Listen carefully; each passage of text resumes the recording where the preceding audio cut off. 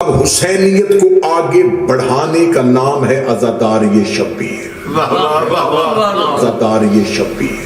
اب ہر سال یہ کہانی، ہر سال یہ قصہ کیوں؟ تو ہر سال یہ کہانی، ہر سال یہ قصہ کیوں؟ ہر سال حسین کی بات کرنا لوگ ہم سے سوال کرتے نہیں جی، ہر سال حسین کی بات کرنا کوئی ضروری؟ روزانہ دن میں 5 دفعہ نماز کیوں پڑھتے ہو؟ تو روزانہ دن میں 5 دفعہ نماز کیوں پڑھتے ہو؟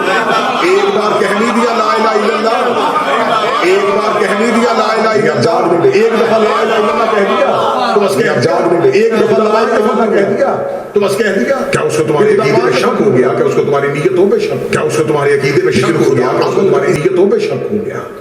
لیکن خدا عمل کا اظہار مانگتا ہے۔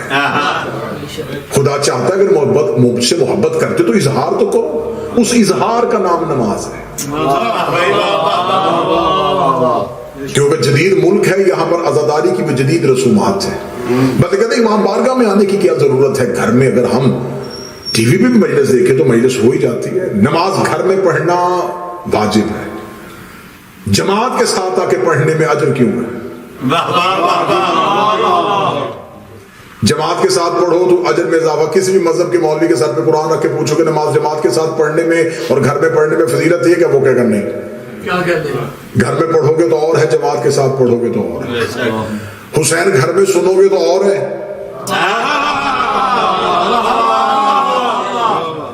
بارگاہ آ کے سنو گے تو اور۔ اگلا جملہ کہہ دوں آپ کو جگانے کے لیے، اگر بندہ کسی سے کہے کہ تو نماز دل میں پڑھ لے، دل میں پڑھ سکتا ہے؟ وہ کہے گا نہیں۔ اگر نماز دل میں نہیں پڑھی جاتی تو حسین کی عزاداری اور ماتم بھی دل میں نہیں کیا جاتا۔ خدا ہر چیز کا عمل مانگتا ہے، ثبوت کے صورت میں۔ حج کرنے کے لیے جاتے ہیں، وہاں صفا اور مروہ پہ کیوں دوڑایا جاتا ہے؟ میرے مالک اگر ہم تیرے گھر میں آ ہی گئے ہیں تو ہمیں اپنے گھر میں بیٹھ کے ٹھنڈے طریقے سے عبادت کرنے دیں، ہم بیٹھیں عبادت کریں، تاکیبات پڑھیں، تسبیحاں پڑھیں، لمبی لمبی سورتیں پڑھیں۔ تو کہہ رہا ہے یہاں دوڑو، خدا نے کہا یہاں دوڑنا پڑے گا۔ میرے مالک یہاں کیوں دوڑیں؟ فرمایا اس لیے دوڑو کہ یہاں پر ایک نبی کی ماں تو میرے مالک ہمیں پتا ہے، قرآن میں لکھا ہے کہ بی بی ہاجرہ دوڑی تھی تو ہم نے سن لیا ہے نا، تو جب ہم نے سن لیا ہے تو اب دوڑانا۔ خدا نے کہا تم نے سنا ہے، عمل سے ثابت کرو۔ میں عزاداری پڑھ رہا ہوں، عزاداری کی اہمیت پڑھ رہا ہوں۔ میرے مالک ہم نے سنا ہوا ہے، ہمیں پتا ہے، ہم نے قرآن میں پڑھا ہے کہ ایک نبی کی بیوی تھی، ایک نبی کی ماں تھی، ہاجرہ تھی، بیٹے کی پیاس لگی تھی تو اس کو پانی ڈھونڈنے کے لیے دوڑی تھی۔ بس سن لیا ہے نا، تو اب ہمیں کیوں دوڑا رہا ہے؟ خدا نے کہا ہو سکتا ہے کسی نے نہ سنا ہو، تم دوڑو۔ وہ پوچھے کیوں دوڑ رہے ہو، وہ کیوں پوچھے گا؟ تم ہاجرہ سناؤ گے، ابراہیم سناؤ گے، اسماعیل سناؤ گے۔ میرے مالک اگر یہاں نہ دوڑے تو کیا ہوتا ہے؟ فرمایا اگر 2-4 سال یہاں کوئی نہ دوڑا تو نسلوں کو پتہ ہی نہیں چلے گا کہ یہاں کون سی بی بی دوڑی تھی، کس نبی کی محبت میں دوڑی تھی، کس نبی کی ماں دوڑی تھی۔ اس لیے میں تمہاری عبادت میں عشق نہیں چھپانا چاہتا، میں تمہاری عبادت کے چکر میں ہاجرہ کی کہانی نہیں چھپانا چاہتا۔ تم کہتے ہو تم نمازیں پڑھو تاکہ ہاجرہ کی کہانی چھپ جائے، تم کہتے ہو تم تسبیحاں پڑھو تاکہ ابراہیم کی کہانی چھپے۔ تسبیحاں چھوڑو یہاں دوڑو، نمازیں چھوڑو یہاں دوڑو۔ اگر 2-4 سال کوئی نہ دوڑا تو نسلوں کو پتہ ہی نہیں چلے گا ہاجرہ کون تھی۔ اس لیے خدا کا جب محرم کا چاند طلوع ہو جائے تو اب عبادت کے زور میں حسین نہ چھوڑنا، اب حسین کی محبت میں گھروں سے نکلو تاکہ دنیا کو پتہ چلے حسین کون تھا، یزید کا۔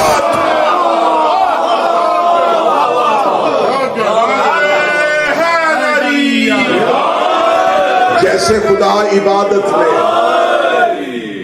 اگر آج کہیں گے میرے مالک ہم عبادت کریں گے، خدا کہتا مجھے عبادت نہیں، مجھے عشق مکمل چاہیے۔ خدا واقعات کو زندہ رکھتا ہے، خدا واقعات کو زندہ رکھتا ہے تاکہ عشق کی کہانی چھپنے نہ پائے۔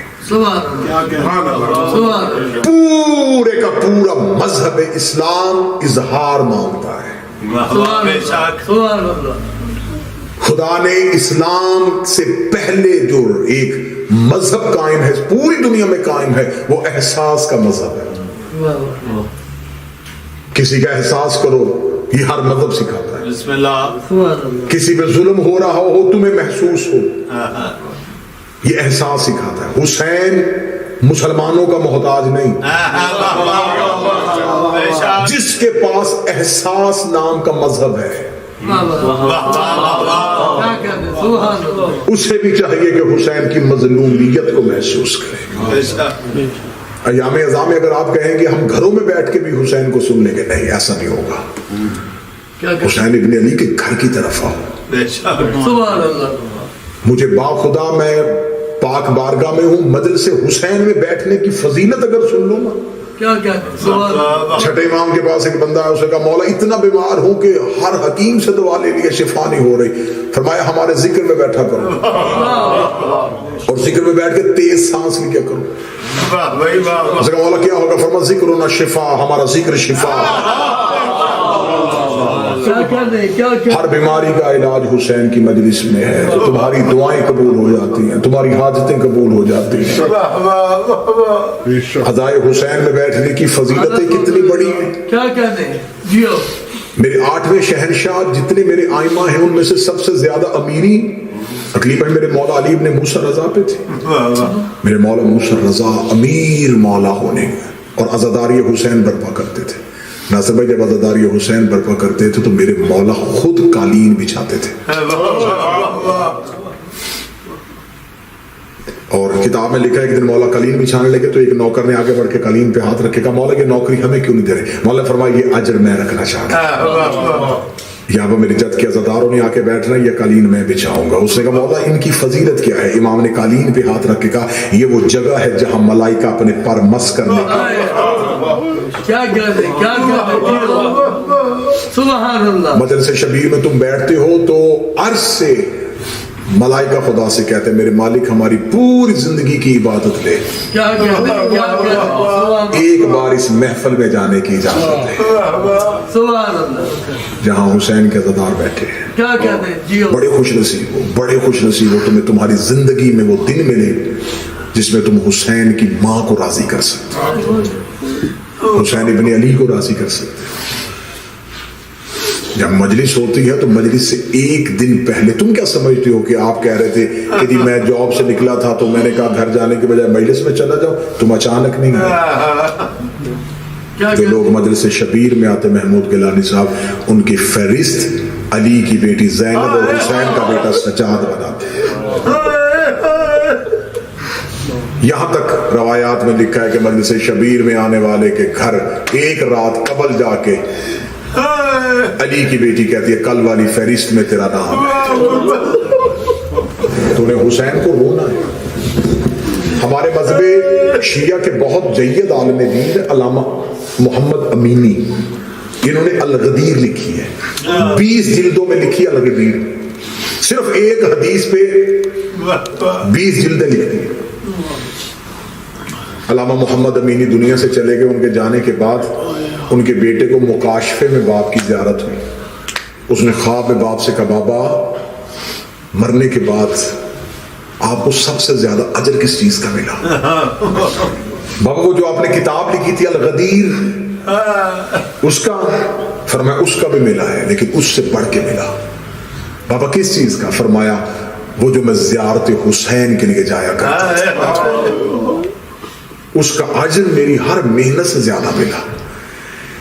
بیٹا خواب میں کہتا ہے کہ بابا اگر زیارت حسین پہ جانے کا اتنا اجر ہے تو بابا کربلا میں عراق میں جنگ چھڑی ہوئی ہے، میں کربلا نہیں جا سکتا. امینی نے خواب میں کہا تیرے شہر میں کہیں مجلس حسین جتنے زائر بیٹھے ہیں یا جو زیارت سے واقف ہیں وہ اس چیز سے واقف ہیں کہ مولا حسین کے حرم میں ہر جگہ پہ دعا قبولیت ہوتی ہے، لیکن جو قبائے حسین ہے نا گنبد حسین کے نیچے کہتے جو دعا مانگی جائے وہ قبول ہوتی ہے. معصوم فرماتے مجلس حسین کی حیثیت قبائے حسین کی، جیسے حسین کے گنبد کے نیچے مانگی دعائیں قبول ہوتی ہیں ایسے مجلس حسین میں مانگی دعائیں قبول. اس سے بڑھ کے اعزاز کیا ہوگا کہ حسین تم سے چند آنسوں کے بدلے تمہیں سب کچھ دے رہا ہے. جو حسین کو روئے رلائے رونے والی شکل بنائے اس پہ جنت واجب. ایک آنسو کے عوض ملتا ہے گھر فردوس کا، کس قدر شبیر نے جنت کو سستا کر دیا. میں بڑی جلدی سے لفظ کہنے لگا ہوں. ہر نبی نے جنت خریدی سستی، بیچی مہنگی. خدا نے نبیوں کو جنت کا مالک بنایا. نبیوں نے کہا ٹھیک ہے ہم جنت لے کے دیں گے.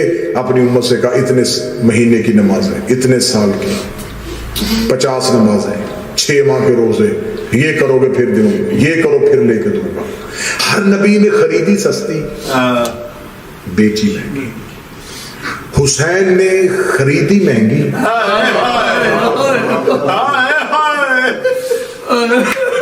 جس نے نہیں ہائے کہا وہ مجھ سے پوچھے کہ آپ نے کہا مہنگی خریدی، کیا مہنگی خریدی؟ اکبر کا لہو دے کے حسین نے خریدی. جوان بھائی کے بازو دیے، 6 ماہ کا بیٹا دیا، جس کی نئی ہائے نکلی وہ چاند رات رونے نہیں آیا، بہن کا برقع دیا، بیٹی کے تر دیے. بیٹی کتنی؟ فرمایا ایک مچھر کا پر بھیگ جائے تیری آنکھ میں آنسو میں محمد کا بیٹا تیری جنت کا.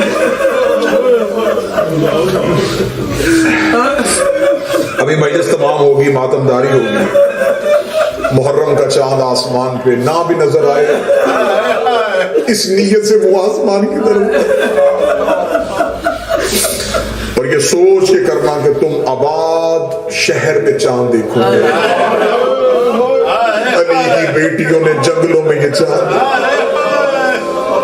علی صاحب جازر سے معاف کر دیں، ایک دفعہ اللہ کو حسین جنت کھتی کی مہنگی خرید کے حسین اکبر کا جگر دیا تھا، قاسم کے ٹکڑے دیے تھے، اصغر کی لاش تھی، سیدوں سے معافی مانگ کے، زینب جیسی بہن کا برقع دے کے. آج اتنا رو لینا کہ پہلے پرسے میں حسین کی ماں تم پہ راضی ہو جائے. جو اونچی آواز میں رو رہے ہو علی کی بیٹیاں تمہیں کسی غم میں نہ رلائیں. بالکل کربلا کے قریب پہنچ گیا تھا یہ قافلہ. 2 محرم کو اترا ہے محمد کا بیٹا کربلا کے جنگل میں. یکم محرم کا چاند طلوع ہوا. علی کی بیٹی غازریہ اور نینوا کے ریڑھ کے ٹیلوں کے درمیان تھی. بی بی رو کے کہتی اماں فضہ ذرا غازی کو میرے محمل کے قریب بلا. عباس کا گھوڑا چلتا چلتا عالیہ کے محمل کے قریب آیا. بی بی رو کے کہتی عباس میرا حسین کہاں ہے؟ فرمایا بی بی میرے کارواں کی حیثیت سے قافلے کی آگے ہے. زینب رو کے کہتی ایک بار جا کے حسین سے پوچھ یہ کون سا چاند طلوع ہوا ہے؟ جب سے محرم کا چاند طلوع ہے میرے سر سے چادر بار بار اتر رہی ہے. عباس دعا کر تیری بہن کی چادر بچ. عباس حسین سے پوچھئے کہیں منزل قریب تو نہیں آ گئی.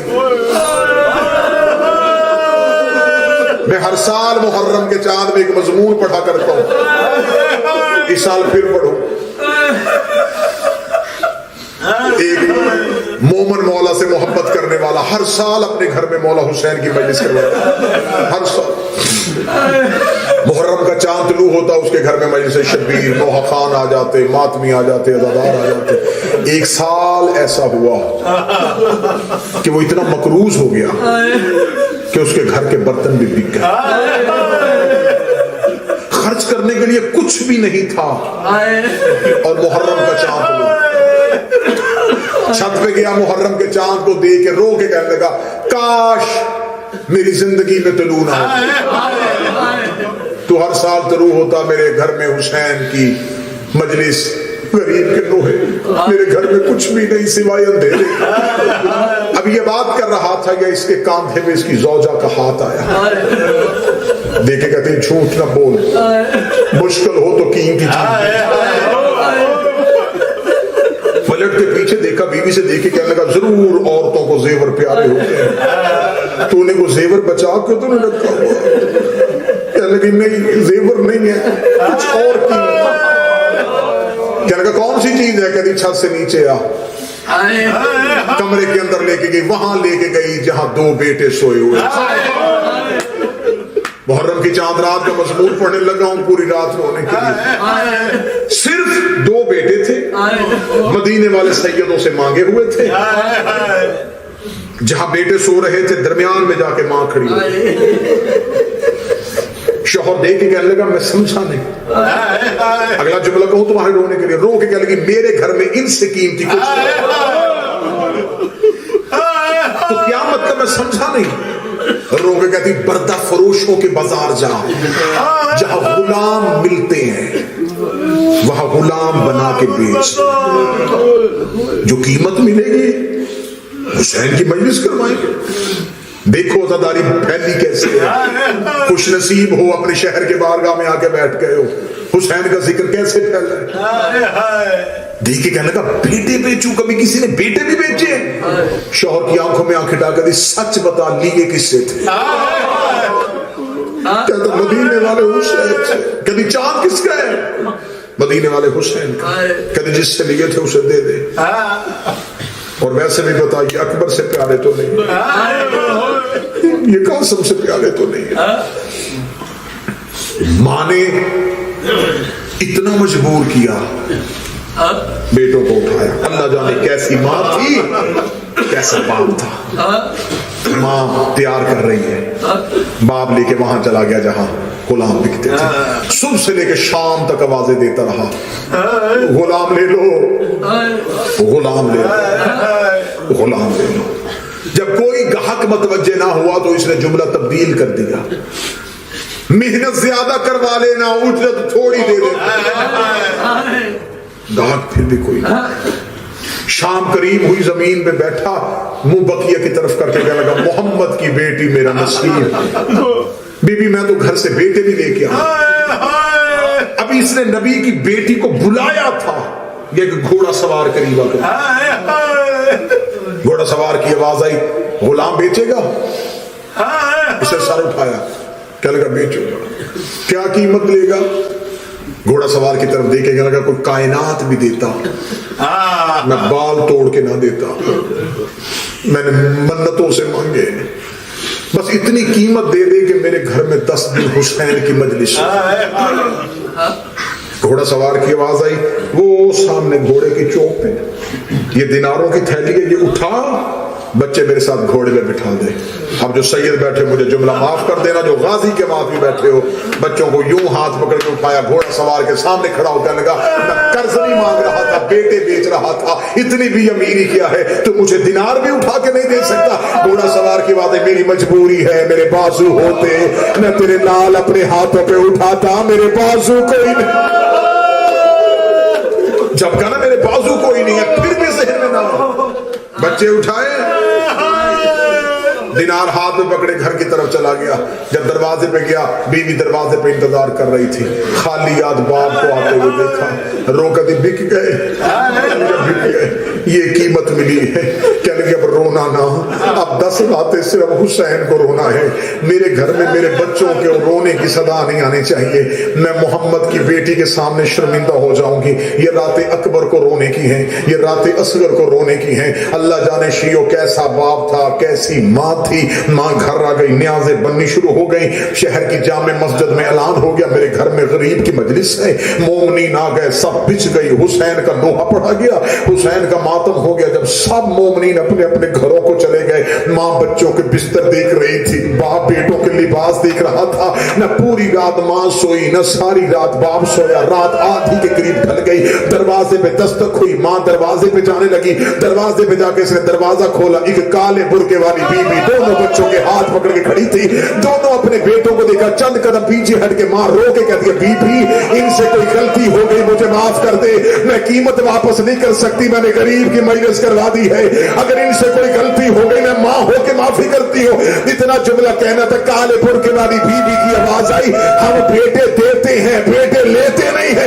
इतना जुमला कहना था, रो के कहती तू जो गलियों में बेटे दे रही है, तू कोई मदीने वाले मोहम्मद की बेटी है, फातिमा का नाम आना था। आवाज आई, दरवाजा खोल, मैं तेरे नबी की बेटी फातिमा हूँ, मैं तेरे रसूल की बेटी, मैं तेरे रसूल की बेटी फातिमा हूँ। तूने मेरी मोहब्बत में बेटे दिए, मैं रोती हुई तेरे दरवाजे पे आ गई। हम बेटे देते हैं, बेटे लेते नहीं हैं, हम बेटे देते हैं, हम बेटे लेते नहीं हैं। چاند رات کی پہلی مجلس ہے، یہ میں ہاتھ باندھ کے معافی مانگ کے جملہ پڑھنے لگا ہوں، جس محمد کی بیٹی نے مومن سے آگے کہا تھا نا، ہم بیٹے دیتے ہیں بیٹے لیتے نہیں ہیں، وہی بی بی فرات کے کنارے پہ رو رو کے کہہ رہی تھی ہائے میرے مسلم کی جوڑی،